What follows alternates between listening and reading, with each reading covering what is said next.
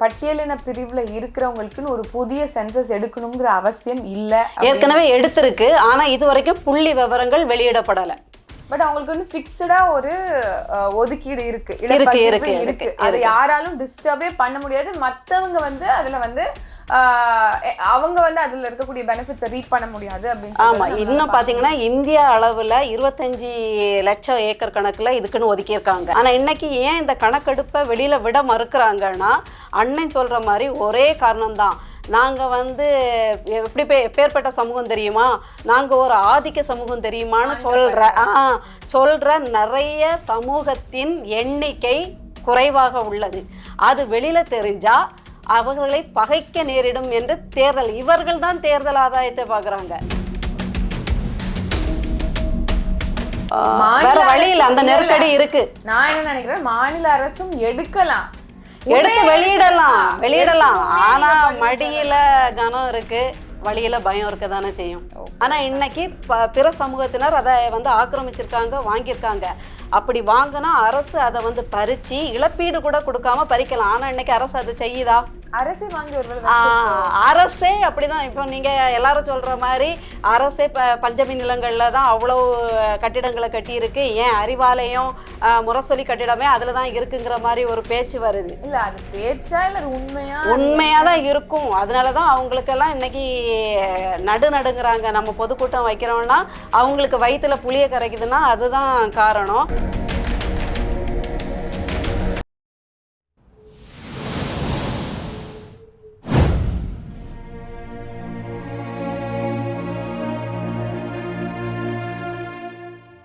கற்க கசடர கற்பவை கற்றப்பின் நிற்க அதற்கு தக. இந்த குறளினுடைய சிறப்பு என்ன தெரியுமா?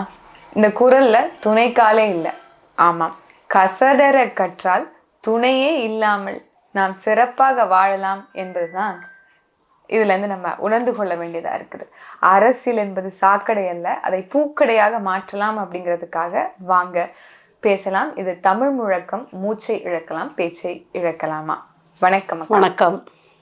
சாதிவாரி கணக்கெடுப்பும் சமூக நீதியும் பஞ்சமர் நில மீட்பும் 3 தலைப்புல பேரணியும் பொதுக்கூட்டமும் நடத்த இருக்கிறோம் நாம் தமிழர் கட்சி. குறிப்பாக சொல்லணும் அப்படின்னா, ஒரு சமூகத்தினுடைய அடிப்படை உரிமை விடுதலை என்பது கல்வி விடுதலை, நில விடுதலை. இதுதான் 2 தான் நம்ம சொல்றோம். இதுல வந்து நமக்கான கல்வி, நமக்கான வேலை வாய்ப்பு, நமக்கான அரசியல், நமக்கான அதிகாரம், இது எல்லாமே வந்து மறுக்கப்பட்ட ஒரு இனமாக சமூகமாக மாறி இருக்கும். இப்ப இது எல்லாத்தையும் மீட்டெடுக்கணும் அப்படின்னா அடிப்படையில சாதி வாரி கணக்கெடுப்பு, அதாவது நமக்கான இடப்பங்கீடுகளை பெறணும்னு சொல்றாங்க. இடப்பங்கீடுகளை எப்படி பெறணும் அப்படின்னா சாதி வாரி கணக்கெடுப்பு மூலமா நம்ம பெறலாம் அப்படின்னு சொல்றாங்க. ஆனா 2011 எடுத்த சென்சஸ்க்கு அப்புறம் இன்ன வரைக்கும் நம்ம வந்து சென்சஸே எடுக்கல. அதன் அடிப்படையில தான் நம்ம வந்து கொடுக்க முடியும். ஏற்கனவே எடுத்த சென்சஸின் அடிப்படையில ஆணைமுத்து அவர்களுடைய தயவுல, அம்மையார் ஜெயலலிதா போன்றவர்களுடைய தீர்ப்புகள் மூலமாக நமக்கு ஒரு சில இடப்பகிர்வுகள் கொடுக்கப்பட்டிருக்கு. ஆனால் அது போதுமா அப்படிங்கிறது ஒரு தரப்பட்ட கேள்வியாக இருந்தாலும் அது சரியா தவறா அப்படிங்கறது மக்களுக்கு உணர்த்த வேண்டிய அவசியமும் நமக்கு இங்க இருக்கு. இன்னைக்கு ஏன் சாதிவாரி கணக்கெடுப்பு வேணுங்கிறதுல இருந்து தொடங்குவோம், நீங்க சொல்லுங்க. கண்டிப்பா நான் கூட இது முதல்ல கேள்விப்படும்போது எனக்கு கொஞ்சம் வித்தியாசமா இதெல்லாம் தேவை அப்படிங்கிற மாதிரி இருந்தது. அதாவது நம்ம கட்சிக்குள்ள அண்ணனோட கருத்துக்களை கொஞ்சமாக ஏற்றிருந்த காலங்களில் கட்சிக்குள்ளேயும் நம்ம முழுசாக வரல. அப்போ இந்த ஜாதிவாரி கணக்கெடுப்புங்கிறது ஜாதி முத்திரை குத்துறதோ இல்லை ஜாதியை பிரகடனப்படுத்துதோ அப்படிங்கிற ஒரு பரவலான எண்ணம் எல்லாருக்கும் இருந்தது போல் எனக்கும் இருந்தது. ஆனால் குறிப்பிட்டு அதன் தாக்கத்தை அது ஏன் அவசியங்கிறத அண்ணன் சொல்ல தான் நமக்கு விளங்குது. அப்போ நம்ம தேடி தேடி போகும்போது இது கண்டிப்பாக அவசியமாக மாறுது. ஏன்னா அண்ணன் சொல்கிற மாதிரி தான், அள்ளி கொடுக்காதீங்க, அளந்து கொடுங்க, எடுத்து கொடுக்காதீங்க, எண்ணி கொடுங்க. ஏன்னா அதான் சமூகம் எவ்வளவு இருக்குது, அந்த குடிகள் எவ்வளோ பெருகி இருக்குது அப்படின்னு தெரிஞ்சாதான் இந்த அரசின் நலத்திட்டங்களை சரியான விகிதத்தில் பகிர முடியும் அப்படிங்கிறது நிதர்சனமான உண்மை. அதனால அதை எடுக்கிறதுல தப்பில்லை. இது வந்து ஜாதி பேரை பெருமைப்படுத்துறதுக்கோ இல்லை நாங்கள் இவ்வளோ விதத்தில் இருக்கோன்னு மார்த்தட்டி கொள்றதுக்காக எடுக்கப்பட வேண்டிய கணக்கெடுப்பு அல்ல. நம்மிலும் அதாவது இன்னும் சமுதாயத்தில் பின்தங்கியவர்கள் இருக்கிறாங்க.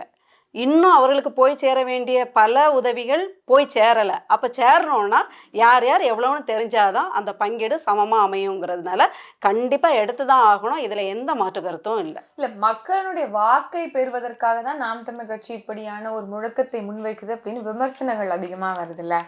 கிடையவே கிடையாது. ஏன்னா நம்ம வந்து இவ்வளவு நாள் இதை பத்தி பேசவே இல்லை, இப்பதான் பேசுறோம் அப்படின்னு சொல்றாங்க. இதுக்கு இல்லை இல்லை, எனக்கு தெரிஞ்சு நான் ரொம்ப நாளாகவே அண்ணன் இதை சொல்கிறத கேள்விப்பட்டுட்டே இருக்கேன். ஏன்னா அவங்க எண்ணத்தில் அது ஓடிட்டு இருக்க போய் தான் ஏற்கனவே ஜாதி சமூக முத்திரை குத்தப்பட்ட கட்சி இது அதிகம்தான், அதாவது அபாண்டமாக.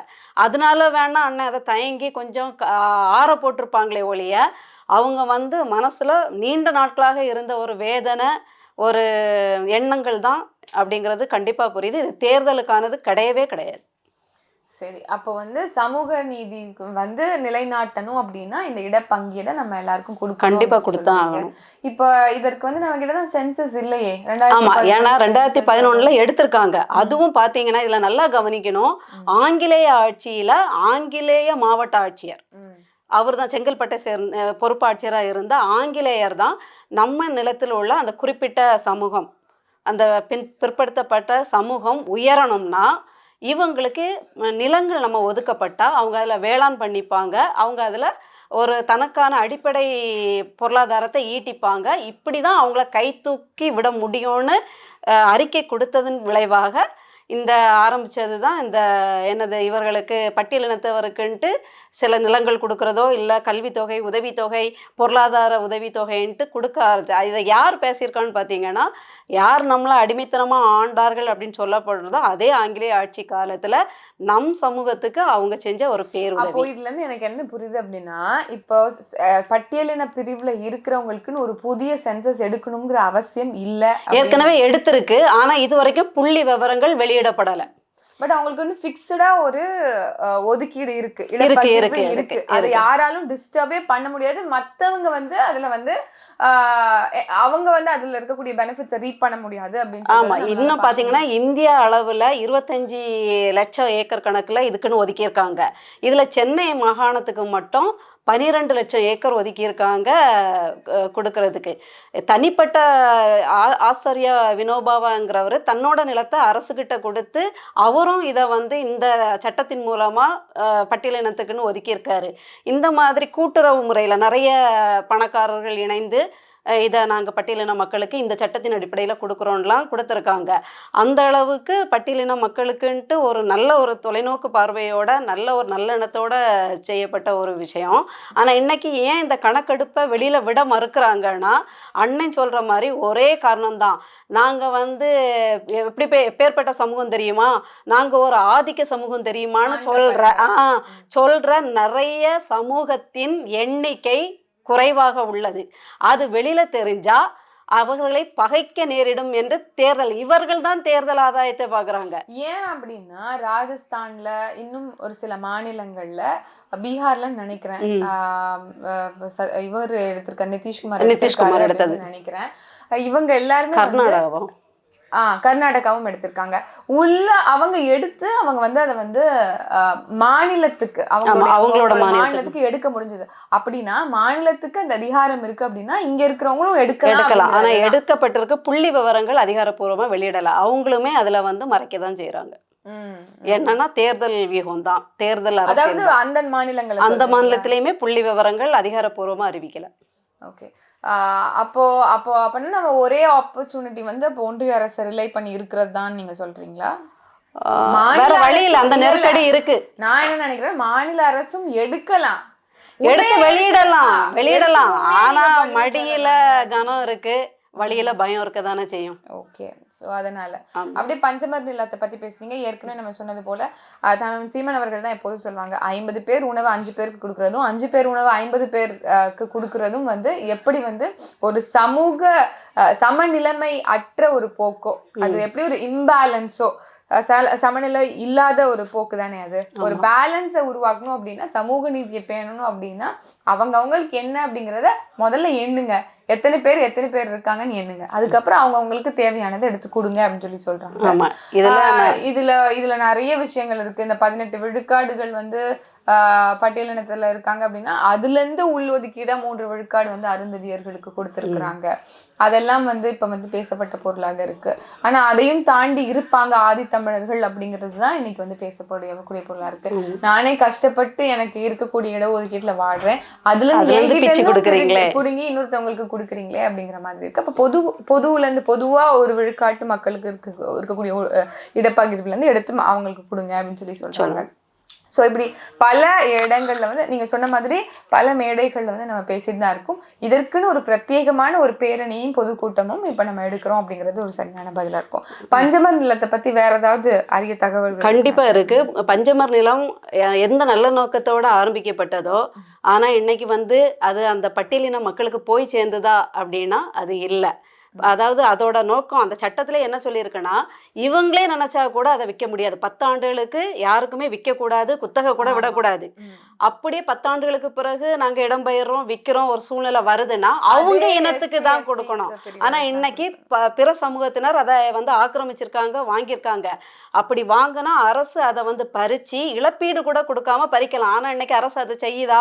அரசே வாங்கி அரசே அப்படிதான். இப்போ நீங்க எல்லாரும் சொல்ற மாதிரி அரசே பஞ்சமி நிலங்கள்ல தான் அவ்வளவு கட்டிடங்களை கட்டி இருக்கு. ஏன் அறிவாலயம் முரசொலி கட்டிடமே அதுலதான் இருக்குங்கிற மாதிரி ஒரு பேச்சு வருது. இல்ல அது பேச்சா இல்ல அது உண்மையாதான் இருக்கும். அதனாலதான் அவங்களுக்கெல்லாம் இன்னைக்கு நடுங்கிறாங்க. நம்ம பொதுக்கூட்டம் வைக்கிறோம்னா அவங்களுக்கு வயிற்றுல புளிய கரைக்குதுன்னா அதுதான் காரணம். ஒருவேளை அவங்க வந்து பிற்படுத்தப்பட்ட அந்த பட்டியலின மக்கள் ஏழை மக்களா இருப்பாங்களோ, அதனால ஆக்கிரமிச்சிட்டாங்களோ அப்படி கூட தோணுது. ஏன்னா ஆசிய பணக்கார பட்டியலில் 3வது வந்த ஏழைகள்ல இவங்களும் ஒருவேளை பட்டியலினத்தை சார்ந்தவர்களா இருக்கலாம். அதனால வளைச்சு போட்டிருக்காங்களோ என்னவோ தெரியாது. அதனால இந்த பஞ்சமி நிலங்களை மீட்கிறதுக்குன்னு அமைப்புகள் நிறைய உருவாகிருக்கு. கொஞ்சம் கொஞ்சம் மீட்டுட்டு வர்றாங்க. குறிப்பாக செங்கல்பட்டுலலாம் ஒரு கொஞ்சம் வருடங்களுக்கு முன்னாடி இதுக்காக போராடி 2 பேர் கொலை செய்யப்பட்டிருக்காங்க. அந்த அளவுக்கு உயிரை கொடுத்து அந்த மீட்பு பணியில் இருந்திருக்காங்க. இதுக்கப்புறம் தான் தமிழ்நாடு அரசு என்ன கொண்டு வருதுன்னா, ஓய்வு பெற்ற உயர்நீதிமன்ற ஆணைப்படி இவங்களா செய்ய மாட்டாங்க, இவங்களா செஞ்சாதான் பிறகு இவங்க அலுவலகத்தையும் பறி கொடுக்க வேண்டியது வருமே. அதனால உயர்நீதிமன்ற ஆணைப்படி என்ன பண்ணுறாங்கன்னா, ஒரு ஓய்வு பெற்ற மருதநாயகம் அப்படிங்கிற ஒரு நீதிபதியை அமைச்சிருக்காங்க. அவ்வளோதான். அது போய் சேர்ந்ததா நம்ம அரசு தான் தெரியுமே. இந்த 2 அரசு இதுவரை ஆண்ட அரசுமே எல்லாத்துக்கும் அறிக்கை விட்டுறோம், எல்லாத்துக்கும் சட்டம் போட்டுறோம், எல்லாத்துக்கும் குழு ஆணையம் எல்லாமே வச்சிரும். ஆனால் செயல்பாடுங்கிறது அது வந்து சுழியமாக தான் இருக்குங்கிறது நமக்கு தெரிஞ்சது தான். இவங்க எல்லாமே வெற்றறிக்கைகளாகவும் மேலே மினுக்கடி உள்ள புழுக்கடின்னு ஒரு கதை சொல்லுவாங்க இல்லையா, அந்த மாதிரி தான். இவங்க காயத்துக்கு மருந்து போடுற ஆட்கள் கிடையாது, மேல் பூச்சி பூசுற ஆட்கள். அப்ப இது நம்மளுக்கு என்ன அப்படின்னா, இந்த பஞ்சமர் அப்படிங்கறதே அந்த டிப்ரைவ்ட் கிளாஸ். அந்த ஆமா, உங்களுக்கு அந்த வார்த்தை இப்படி பஞ்சம் அப்படின்னா என்னது? ரொம்ப கஷ்டம், வறட்சி, வறுமையில இருக்கிறவங்க. அதனால அவங்களுக்கு ஒதுக்கப்பட்ட நிலங்கள் தான். ஓகே. அப்ப இந்த டிப்ரைவ் கம்யூனிட்டிக்காக ஒதுக்கப்பட்ட இந்த டிசி லேண்ட் திருப்பி அவங்களுக்கே நாம் தமிழர் கட்சி நாமளும் வெறியா நின்று அதை மீட்டு கொடுக்கணும். இதுல இருந்து நம்ம புரிந்து கொள்ள வேண்டியதா இருக்கு. உறுதியாக நம்ம வந்து வழிபட்ட புலிகள் அப்படிங்கறனால அவங்க வழி நமக்கு புரியும். ஆமா, கட்டாயம் புரியும். அவர்களுக்காக குரல் கட்டாயம் நம்ம கொடுப்போம். வரக்கூடிய மார்ச் 16 செங்கல்பட்டுல அம்பேத்கர் சிலை அருகில் நினைக்கிற திருப்போரூர் பஞ்சமர் நில மீட்பு, சாதிவாரி கணக்கெடுப்பு, சமூக நீதி என்கின்ற தலைப்புல பேரணியும் பொதுக்கூட்டத்திலும் பெருந்திரளாக மக்கள் எல்லாரையும் ஒன்று கூடி. ஆமா, இது கட்சி முக்கியமா இது வந்து கட்சி சார்ந்து நீங்க யாரும் பார்க்க வேண்டாம். ஏன்னா இது கட்சியும் தாண்டி பல அமைப்புகள் இன்னும் பல கட்சிகள் ஆர்வத்தோட இதுல வந்து இணைஞ்சிருக்காங்க. அதனால அதாவது சமூகம், இனம், மொழி, இருப்பிடம் எந்த வேற்றுமையும் பார்க்காம, கட்சி அமைப்பு பேதம் பார்க்காம, கோபதாபம் பார்க்காம, ஒரு குறிப்பிட்ட சமூகம் உயர்றதுக்கு நம்மளால என்ன பண்ண முடியும் அப்படின்னு நினச்சி, நமக்கு இதில் சம்மந்தம் இல்லையே அப்படின்னு யாரும் நினைக்காம எல்லா சமூகமும் இதில் ஒன்றிணையணும் அப்படிங்கிறது தான். ஒன்றுபட்டால் நோக்கம் ஒண்ணுதான். நிலம் அழிந்தால் இனம் அழியும் அப்படிங்கறனால நம் இனத்தை காக்கணும் அப்படின்னா மொழியை காக்கணும், அதே போன்று நிலத்தையும் மீட்கணும் அப்படிங்கிற எல்லாருமே கல்வி சிறப்பும்பாங்க. ஆனா மனோட இதுவரைக்கும் நடந்த சாம்ராஜ்யங்களோட போரை நீங்க பாத்தீங்கன்னா எதுவுமே கல்விக்காக நடந்த போர்கள் கிடையாது, நிலத்திற்காக நடந்த போர்கள். அப்போ டாப் லெவல்ல உளவியல் சார்ந்து நீங்க பாத்தீங்கன்னா மனிதன் எதை வைத்து தன்னுடைய நிலையை உயர்த்தி கொள்கிறான்னா அவன் கைகளில் இருக்கிற நிலத்தை வைத்துதான். நிலத்தை அதனால வைத்துதான் ஒரு இனம் வாழ முடியும் வாழுது. அப்படிங்கிறது. அவன் தன்னுடைய நான் இன்னாராக்கும், நான் பெரிய ஆளாக்குங்கிறதையும் காட்டிக்கிறான் வெளியில. அது நல்லது கிடையாது, இருந்தாலும் நான் சொல்ல வர்றேன். அதனால பட்டியலின மக்களுக்கு போய் சேர வேண்டிய நிலம் நம்ம மூலமா போய் சேர்றதுக்கு நம்ம ஒரு துரும்பா இருந்தா நல்லது தானே. நல்லது. வாங்க. மீண்டும் ஒரு காணொளியில சந்திப்போம். நன்றி, வணக்கம்.